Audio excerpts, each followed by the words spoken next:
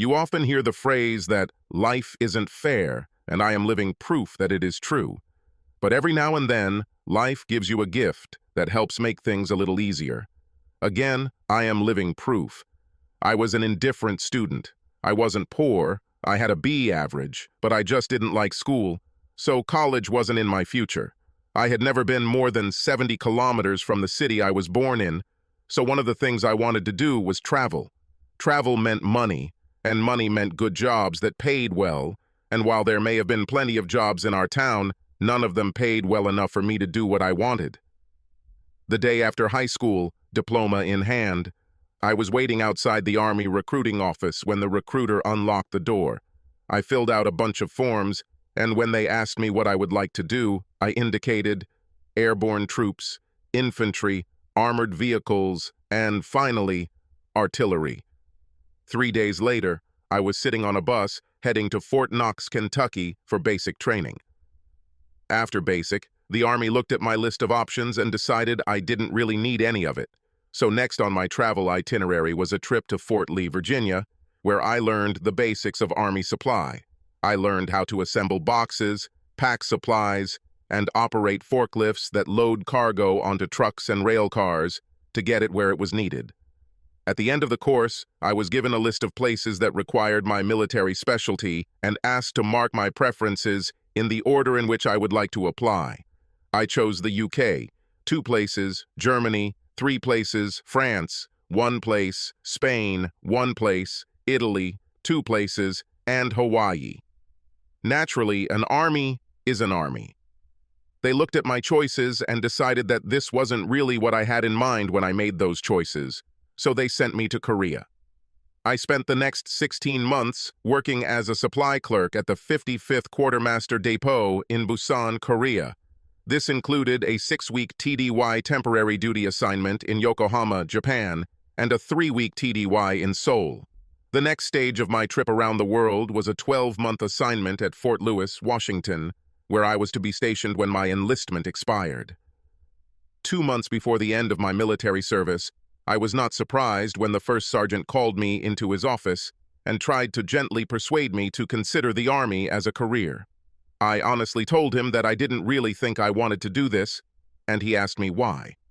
I told him chapter and verse about how I ended up in the reserves instead of the choice I made when I enlisted, and in Korea when I chose the other side of the world when I was given a list to choose from. I told him that the Army just didn't seem to give a damn about me. Besides, I can't imagine packing and moving boxes in the next 20 years. I think I understand how you look at it, but you have to understand that the Army has to send people where they are needed. They needed people for supplies, and they thought you could do the job, so they sent you there. The same goes for the distribution of responsibilities. They place you where they think you will be the best fit.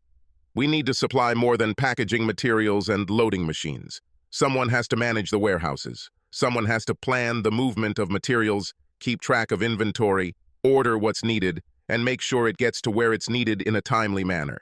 Someone has to lead people. The list goes on and on. You become a corporal in 2 years, and most of them, if they become corporals at all, don't get promoted until near the end of their service, so your superiors obviously think you have what it takes. If you register now, I can guarantee you a spot in the next supply management class, and you should be enrolled in E5 by the end of the course. This man could sell sand to an Arab, and after another half-hour conversation, Uncle Sam took me in for another 3 years. The first sergeant tried his best to get me to take 6, but I was just a little incredulous. He made a few promises, but I've already seen that once you sign on the dotted line, the Army does what it wants. I would just wait and see what happens before committing myself to a 20-year career. Sergeant Ebers was frank with me. I was assigned to an 8-month supply management course at Fort Lee and reported back after 30 days leave. The course was not difficult, and I completed it with ease and finished in the top 5 in a class of 32 people. The next leg of my trip around the world was a 12-month assignment at Fort Hood, Texas, and 6 months into my stay there, I was promoted to E5 Staff Sergeant. I was then sent to Stuttgart, Moragen in Germany for a year, and during my holidays I was able to visit England, France, and Spain. We then returned to the U.S. for a tour of Fort Leonard Wood. Once again, 2 months after the end of my enlistment, I was in the first sergeant's office, where he did his best to convince me that my future lay with the green machine. But he lost the battle because this time I didn't buy it. I had 6 years to discover one of the fundamental truths of the Army, and it was that most officers at the rank of major and below, with the exception of 90% of West Pointers, were inadequate, screaming idiots, or both, simultaneously. The idiots from the Quartermaster Corporation. I firmly believe that supply was a dumping ground for officers who couldn't cut it in other departments. I've seen dozens of my fellow infantrymen end up in Section 15 chicken shit hearings and court-martials, usually because some brainless officer screwed up and blamed it on the nearest private.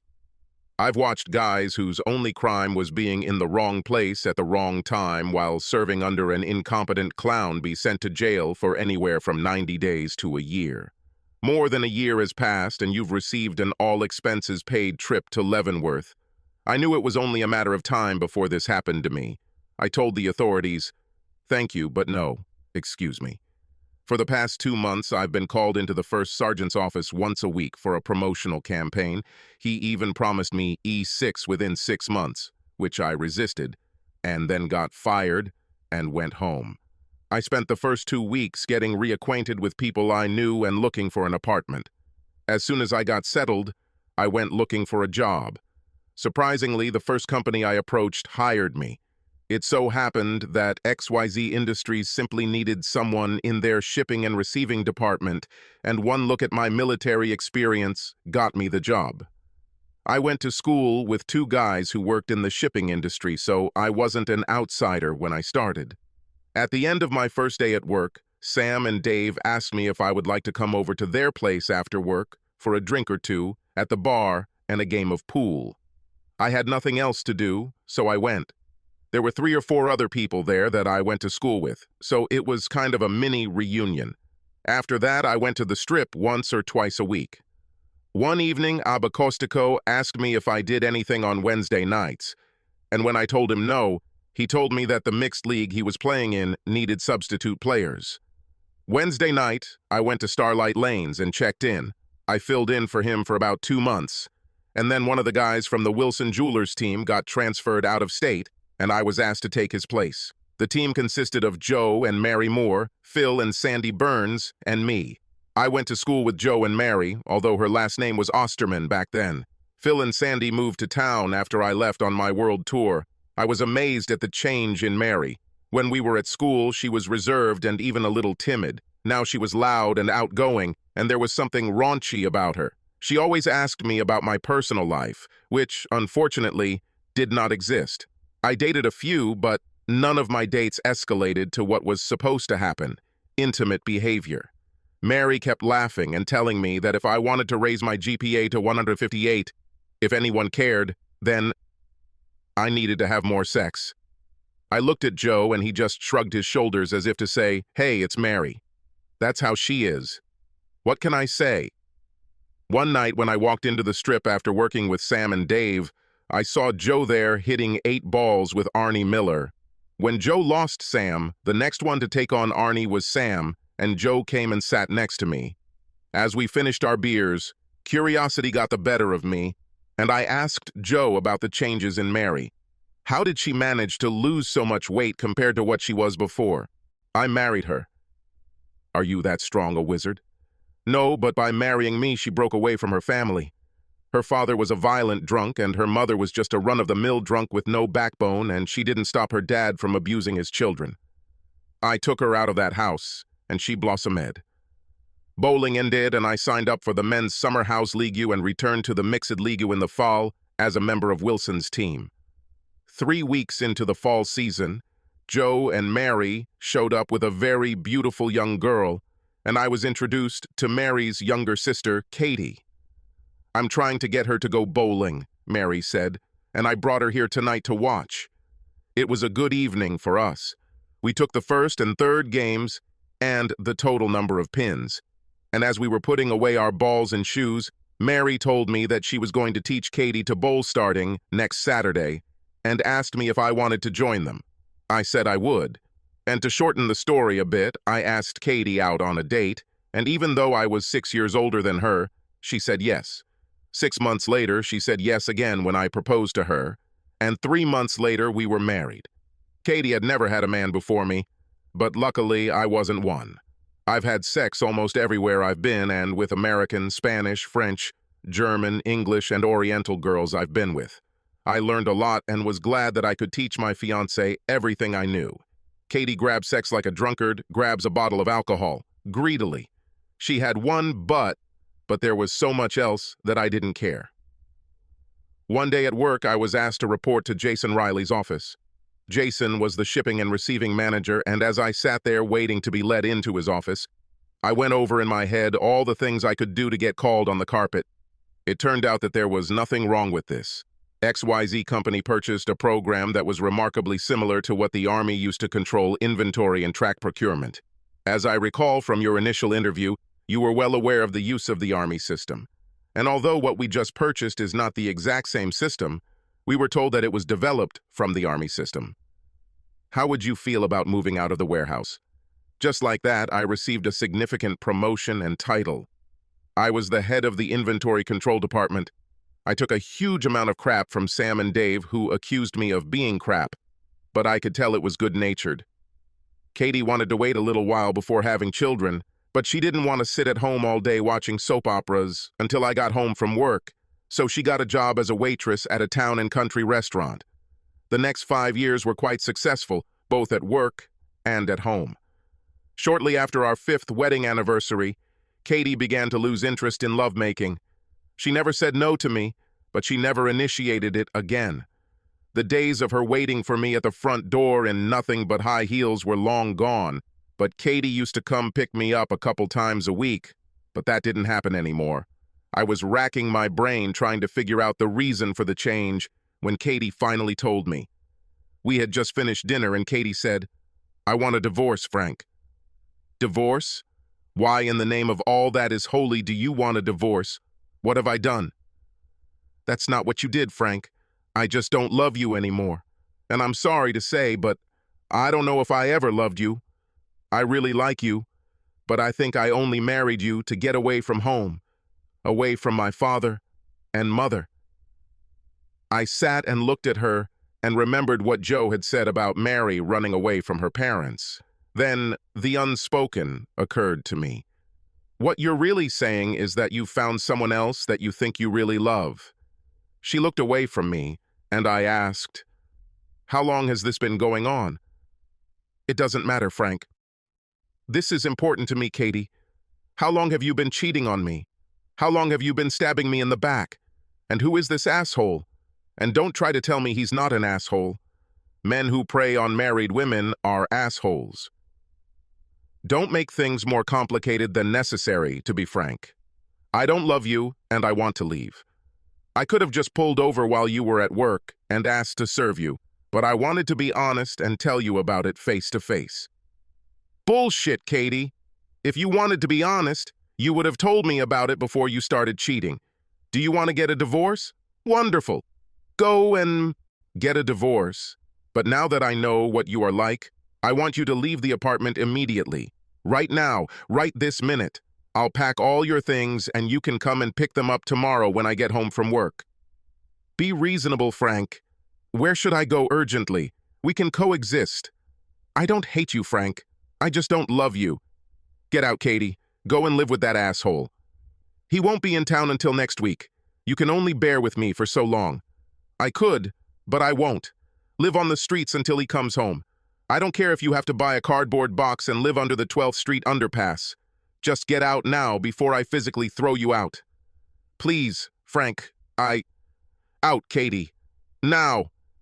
She started crying and saying, "Please, Frank, don't do this." And I stood up, took her hand and led her to the door. I opened it, pushed her out, and then closed the door and locked it. I went and found her purse, took the apartment key off her fob, took all the credit cards and ATM cards out of her wallet, and then went and opened the door and threw her purse out after her. She stood and begged me to let her back in, and I closed the door in her face. Was I unreasonable? Maybe. But she didn't just leave me. She cheated on me, and she had no forgiveness for it. I cleaned up the kitchen, and then, after making sure Katie wasn't waiting outside, I went to Home Depot to get a new front door lock and a similar deadbolt. I then rushed home to install them in case Kathy had a spare key somewhere. 2 hours later, the doorbell rang. I looked out the peephole and saw Mary and Joe standing there. I invited them in, offered them a beer, and then waited for what I knew was going to happen. Mary took a sip of beer and then said, "Katie called me and said you kicked her out. This is true? Did she tell you why? So you threw her out after all." "Yes, I did. But did she tell you why?" "Only that you threw her out and she had nowhere to stay." I told Joe and Mary the story, and Mary's face showed anger. For a second, I thought it was on me for kicking her sister out, but then she said, "That stupid, brainless little bitch." "I'm sorry, Frank. I came here to argue with you about the way you treated Katie, and now all I want to do is break her neck. Is there any chance that you two can work this out?" "None. Firstly, she said she didn't love me and wasn't sure she ever had, so I had nothing to fall back on to help me get over it. And secondly, she cheated on me with another man. This is something I cannot forgive, let alone forget." After Joe and Mary left, I finished the 3 beers left in the refrigerator and went to bed. After that, everything went quickly. I didn't wait for Katie to file for divorce. I hired a lawyer and filed an application. The condition was no fault of the guilty, so I could not declare infidelity even if I wanted to, which I did. Everything had to be divided equally, which didn't really matter since we didn't have anything significant. We weren't married long enough for Kathy to qualify for my pension, but I had to pay her alimony of $126 a week for 2 years, or until she remarried. Which comes first? What really pissed me off was that I put money into a special savings account for a down payment on a house, and I had to give Katie half of it, even though she never put a dime of what she earned into it. A week after I kicked her out the door, she moved in with a guy named Raymond Rydell. Being a somewhat vindictive person, one evening, about a month after I sued Kathy, I was waiting outside of town for Kathy to get home from work. Ray worked during the day at a box factory, so Kathy moved her work hours from afternoons to afternoons. Ray finished work at 12:30, and Kathy finished at midnight, so Ray would come to the restaurant and drink coffee until Kathy finished work. As they exited and headed toward his car, I stepped out of the shadows and addressed him. I expressed my outrage at his relationship with another man's wife. This was unacceptable from my point of view. I warned him of the possible consequences if he continued to behave this way.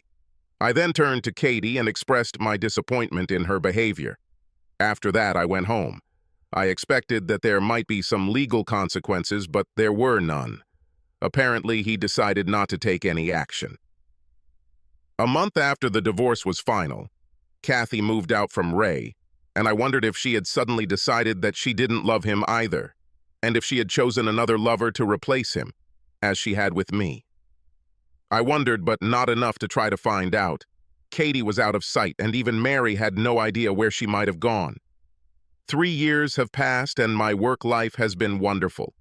Jason retired, and I was promoted to his position. Personal life was fine.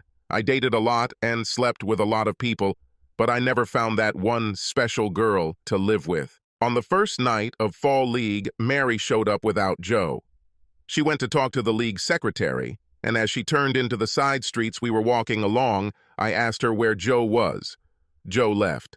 I raised my eyebrows in surprise, and she noticed this and said, "I owe you an apology." "For what?" I asked. "For thinking you were an asshole for throwing Katie out. I just couldn't understand how you could suddenly turn your back on someone you'd lived with for so long. Now I know how you felt at that time." "Did he do it?" "Yes, he did it, and with my best friend." "I'm sorry, Mary." "Me too. 11 years have been thrown down the drain.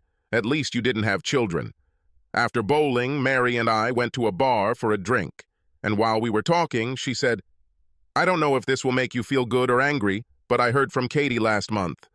I didn't say anything, and she continued, "She's unhappy, and she knows it's her own damn fault." "About?"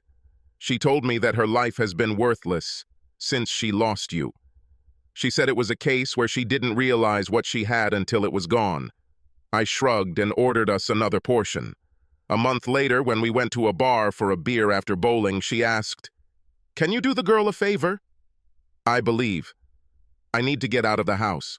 Would you like to take me out to dinner?" "I think I can do it." I took her out to dinner on Saturday, and then she wanted to go to Black Mushroom for a drink. And then, of course, she wanted to dance, and we ended up closing the place. As I pulled out of the Mushroom parking lot, Mary said, "Do you know what would be the perfect ending to this evening?" "What?" "A guided tour of your bedroom." I didn't say anything, but my face must have read, "You can't be serious." "I'm nowhere near ready for a serious relationship, Frank, but I really, really need sex. Your desire is my law." Mary and I began a friends with benefits relationship that lasted almost 6 months. As we continued our relationship, Mary mentioned Katie from time to time and told me that Katie asked about me and how I was doing every time she called. "She knows she screwed up. You should call her." "No, thank you, Mary. I got burned once, blew twice. Besides, I don't even have her phone number and I have no idea where she is. I have her number." "Thank you, but no need." And then one night Mary said that this would be our last time. "I feel damn guilty fiddling around with you after talking to Katie and finding out how she felt about you." A month later, her company opened a new office in Dallas, and she moved there as office manager. One day I was having lunch with Dave and he asked me if I'd ever been to a sex party. "No! Why do you ask?" "I'm just wondering what it would be like." "Why are you asking such questions? Are you going to one of them?" "I would love to, but I don't dare. My wife can read me like an open book. If I did something like that, she would notice a change in me and would harass me until I spilled the beans. I don't think finding out what a party like this is like would be worth ruining my marriage over." "You're lonely. You could do it." "I wouldn't know how to find out where she might be." "My friend arranges this for a girl he knows who wants to celebrate her birthday. If you're interested, I could tell my friend about it. Is it okay if I give him your number?" I thought about it for maybe a second or two before telling him to go ahead. 2 days later, I got a call from Norm, Dave's friend. He asked me if I was really interested in joining him. I asked if he could tell me a little more about it. "There's not much to tell. She wants to do this for her birthday, which is next Thursday. We will do this at my house. She is not a woman of easy virtue. She's one hell of an attractive woman who's interested in sex with more than 1 or 2 guys. It's not that simple. Dave vouches for you, but she was very specific about the guys she wants. I need you to email me some photos. I need a picture of your face and your whole body. She won't see the photos or have any idea what the guys look like until the evening of the party. I will also need a certificate from a clinic or doctor confirming that you are free of prohibited substances and diseases." I did what he wanted, and 2 days later they called me and told me that I had been accepted. It's a funny thing. You are almost exactly what she described as desirable. He gave me his address and said the party would start at 7. On the day of the party, I had something coming up, so I told him I would be half an hour late. "One more thing," he said. "Today is her birthday and we will have a cakey. Bring her some kind of birthday present. She doesn't know about this part, so it will be a surprise." I got there at 7:20 and rang the doorbell. A naked man opened the door, introduced himself as Norm, and then asked to follow him to the basement where the party was taking place. We were almost at the bottom of the stairs leading to the basement when I heard Katie's voice. I stopped in my tracks, completely stunned. I grabbed Norm's arm, stopping him. Lowering my voice, I said, "I have a problem here." "What?" I recognized that voice when she asked who was next. "This is my ex-wife, Katie. My problem is that I don't want to ruin your party, but I don't want to miss this chance either. She would never let me do something. I've never had this before, and the reason I wanted to be here was because you said everything would be available, so I could try it.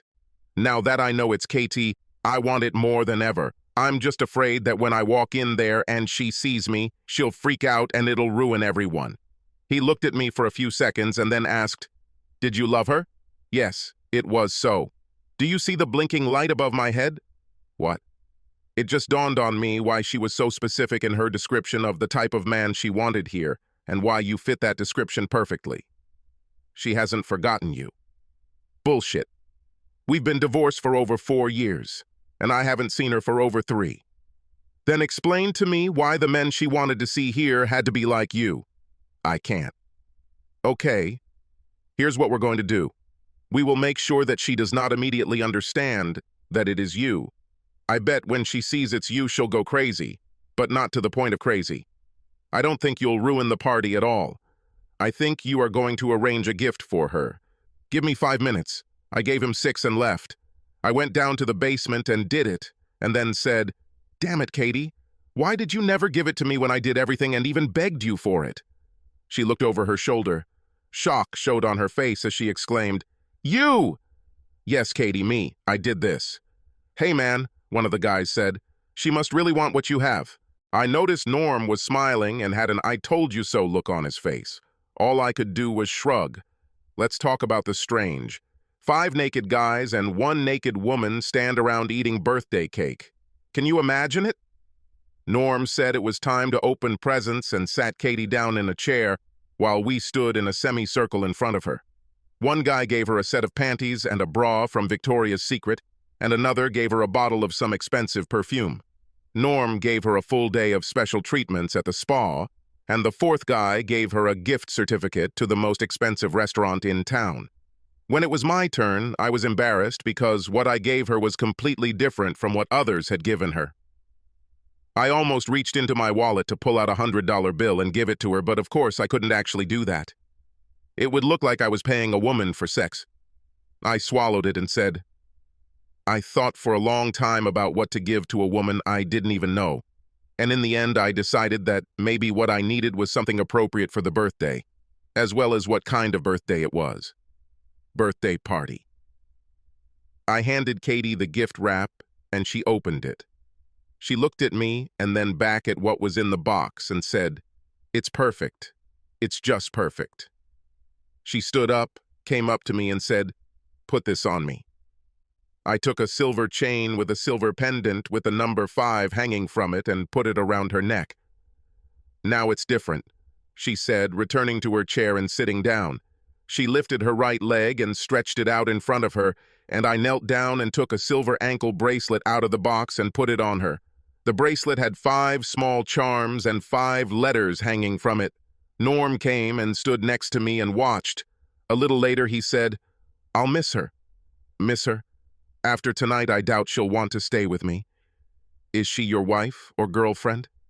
"No, she lives with me, sort of like friends with benefits." "Are you kicking her out because of what she's doing tonight?" "No, of course not. She's never done anything like this before, and I sincerely doubt she'll ever do it again. It was a fantasy that she wanted to bring to life. She's just not the type to want to do it more than once." "So why will you miss her?" "You really don't know? You really don't know?" "I'm afraid not. She's yours, Frank. Everyone here tonight knows this. From the moment she saw you, everyone else has ceased to exist for her. She knew that we were here physically, but mentally, there was no one here except you." "Bullshit. This is the woman who looked me straight in the eye and told me she didn't love me and wasn't sure she ever truly loved me, and then left me for another man. I don't know anything about that, but I do know that when she told me what type of man she'd like to see here tonight, she described you. And I also know that she hasn't been able to take her eyes off you since you showed up here. Look at her, Frank." It was true. She looked at me, and I had already noticed that she looked at me often during the evening. "I don't think it means anything, Norm. I think she's just worried that I'm here. She's probably worried that I'll tell all her family and friends about what she's doing tonight." "Never.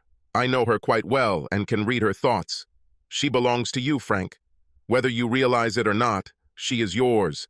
I knew this was bullshit. I still remembered that night when she said, "I just don't love you anymore, and I'm sorry to say, but I don't know if I ever loved you."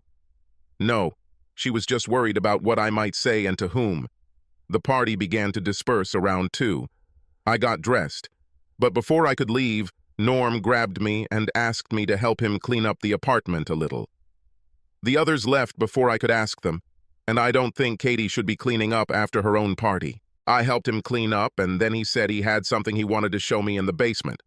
I followed him down and asked him what he wanted me to look at. Nothing really. Katie asked me to hold you until she gets dressed. For what? I already told you. I just shook my head and walked back up the stairs. When I entered the kitchen, Katie was standing there. Can I go home with you? Please. I stood there staring at her, not knowing what to say. Please, Frank, please. Norm came up behind me and said, Do it, man. What do you have to lose? Katie stood and looked at me hopefully.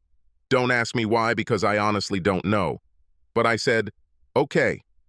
In the car, Katie slid next to me and rested her head on my shoulder, but she didn't say a word the entire car ride. I was silent because I was busy asking myself if I knew what the hell I was doing. When we got to my house, she followed me inside and headed straight to the bedroom. When I got there, she was already lying on the bed. Sorry, but I have nothing left. I don't care. What I want is to be hugged. Please, Frank, hold me. What the hell? I thought. $1 for 10 cents.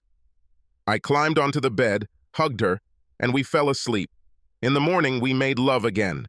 She looked me straight in the eye as she said, Could you get used to this? I looked at her and wondered what the hell was going on with her. First, the way she acted last night, the desire to go home with me, and now the question, could you get used to this? She read the expression on my face and said, Tell me, baby, would you like your every morning to start like this? Stupid question, I thought. What man wouldn't like to start his day like this? She hugged me so that I couldn't pull away, looked into my eyes and asked in a plaintive voice, Can I stay? Do you want to stay? Why in the name of all that is holy do you want to stay? As I remember, Katie, you couldn't wait to get out of there. And it was the biggest mistake of my life. I don't know what to say, Katie, but anyway, I have to go to work now. And I pulled away from her and stood up. She was still lying on the bed when I got out of the shower, and as I started getting socks and underwear from the dresser, she said, Can I stay and at least talk to you when you get home tonight? I remembered everything Mary had said, and what Norm had told me at the party, and curiosity got the better of me, so I told her she could stay until then, and then I went to work and spent the day wondering, why the hell did I say yes? When I returned home, I was surprised to find that Katie had prepared dinner and was waiting for me. She even had a chilled bottle of Merlot ready to pour. We watched each other as we ate, and then I couldn't hold it in any longer. I put down my fork and said, What's going on here, Katie? What are you doing? I want to go home, Frank. This is not your home, Katie, and hasn't been for many years. In my mind, this has always been my home.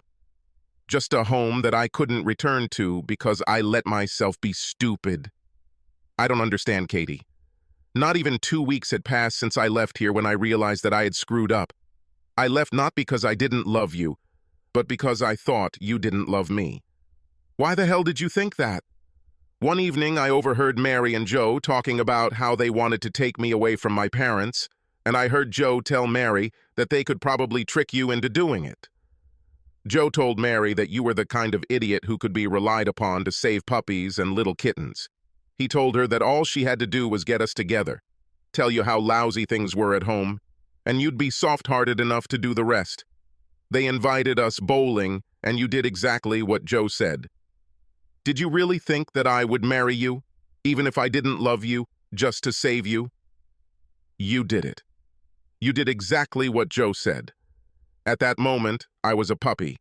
I loved being married to you, but after a while, I began to feel guilty that I tied you to someone you were with only because you saw the need to save her.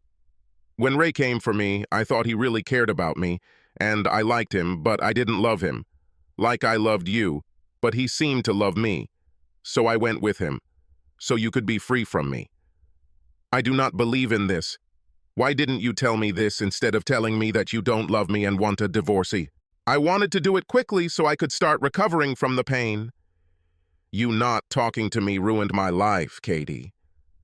I don't understand anything. Why did you get the idea that I don't love you? The only true part of your story is that Joe and Mary took you to bowling. Mary never told me about your life at home with your parents. I married you, Katie, because I loved you, not because I rescued puppies or kittens. You tore my heart when you told me that not only did you not love me, but that you didn't think you ever did. You tore my heart out and threw it on the ground and then drove a stake through it when you let me know you'd already cheated on me with Ray. It was not true. I haven't done anything with Ray yet. I only let you think that way so you wouldn't resist me. Ray was also a mistake. All he wanted to do was have sex. By the time I realized this and realized how stupid I was for leaving you, it was too late to try to come back. I spent 5 years trying to find what I had with you and never even came close. I saw you from time to time, and I was torn to pieces. I even left so as not to meet with you anymore. She was silent for a while, and then said, I beg you to take me back, Frank. I don't think so, Katie. I loved you, and the truth is, I probably never really got over you, but the woman I loved and missed is not the same woman I saw last night. I'm actually not the same woman you saw last night. This was my first time in my life, and, with the exception of your role in it, I didn't really like it all. I enjoy sex, and I enjoy sex with someone who makes sure I get something out of it, but last night I just felt like a piece of meat being worked over by a pack of dogs. Then why did you do it? Because I've never done this and I was curious. I have 2 friends who have done this and they both told me it was the best sex they've ever had and that I owe it to myself to try it. Norm thought I might like it too, so I let him talk me into it. I told him to arrange it for my birthday. Would it matter if I wasn't there? Did it change for you when you saw that I saw what you were doing? Would you have enjoyed it more if I wasn't there? No, I already had 4 boyfriends before you got there, a couple of them twice, and I already felt like a piece of meat that was just being used. I got there at 20 minutes past 7, and the party didn't start until 7. How did you manage to do so much so quickly? The party started at 6 when Joe and Ben got there early. Al showed up at 6:45 and I had everything ready by 7. What's going on with Norm? I asked. Not so much. We live together and he keeps asking me to marry him, but I don't love him, so I always say no. I really like him. I like him very much, but a marriage without love will not last long, and I know it. I had what I needed, and I threw it away. Now I'm wondering if there's any way I can get it back. I don't think so, Katie. Too much water has flown under the bridge. She finished her wine, stood up, and left the table. A minute later, purse in hand, she walked out the front door. It wasn't until 5 minutes later that I realized she didn't have a car. She rode with me from Norma's house. I grabbed my keys and went to drop her off, but she was nowhere to be seen. I drove around looking for her, but she disappeared. The next day, while I was washing the dishes after dinner, the doorbell rang, and when I walked up to the door, I saw Norm standing there. I invited him in, pointed to the sofa, and went to get 2 bottles of beer from the refrigerator. I gave him one, sat down on the chair opposite him and waited. He took a sip of his drink and then asked, "Have you ever been in love?" "Once." "What's happened?" "You know the answer to this question. You were at her birthday party. How long did it take you to come to your senses?" "I've never tried it." "And yet, you don't give her a chance." "Too much is left behind." "Like what?" "The way she left." "What has happened since then?" "By has happened since, are you talking about her sex life?" I shrugged. "You didn't have anyone else when she left?" I gave him an angry look, but before I could say anything, he said, "So, she tried to find someone else, but then so did you. Am I right? Or is this a more recent development, like maybe the night before last?" "Why were you there, Frank?" "It was because you were curious and wanted to see what it was like. Given that, how can you blame her for doing the same thing? All she did was satisfy the curiosity that Bev and Darla aroused in her. I don't know if you liked it or not, but she didn't like it. When she came home last night, I asked her if she wanted to do it again, and she said, 'Not in this life.' But I'm not here to talk about her birthday. I asked Katie to marry me 5 times, and she always said no. She says she can't marry me because she doesn't love me. She says she only loved one man in her life and she foolishly let him go and he won't take her back. Why the hell not, Frank? You still love her? I knew it from the way you looked at her at the party. She made no secret of the fact that she loved you. I have to tell you, Frank, it kills me to be here talking to you. I'm trying to convince you to give her a chance. I want her so much it hurts, but she doesn't want me. She wants you. I care about her, Frank. I care about her enough that I want to see her happy. Give her a chance, Frank. Here's her cell number. Call her. What do you have to lose? Thanks for the beer. And he got up and left. Finishing my beer, I stared at the door. I thought about what he said for a moment and then got up and finished cleaning the kitchen. For the next 2 days, I thought about nothing else. I thought about Katie and what she said, and I thought about what Norm said. I remembered what Mary said. I thought back to the life I had before the day Katie left and thought about the life I had led since then. The one thing that kept coming back to me was what Norm said. Give her a chance, Frank. Do you have anything to lose? I took the piece of paper Norm gave me with